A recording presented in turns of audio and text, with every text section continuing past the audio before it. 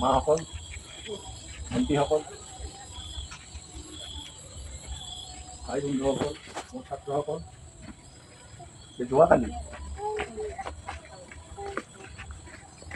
দিনৰ ভাগতে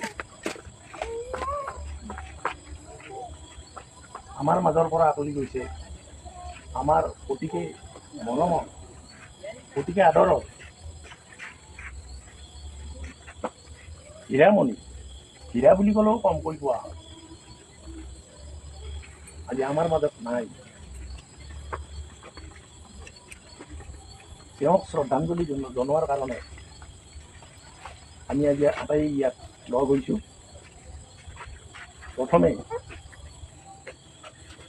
1 মিনিট সময় তেওঁৰ আত্মাৰ চিৰশান্তিৰ কাৰণে আমাৰ কৃষ্ণ প্ৰভুৰ ওচৰত, ভগৱানৰ ওচৰত আমি প্ৰাৰ্থনা কৰিম।